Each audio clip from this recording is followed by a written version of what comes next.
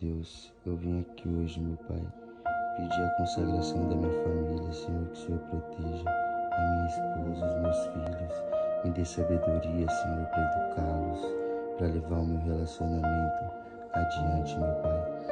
Eu peço para você, Senhor, educação na vida dos meus filhos, que eles vá pelo caminho certo, meu Pai, que o Senhor guie sempre eles.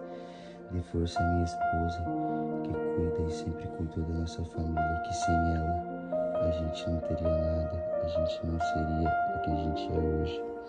Então eu peço, meu Pai, proteção divina para ela, para os meus filhos, para mim, e que a nossa família possa ficar unida por muitos e muitos e muitos anos.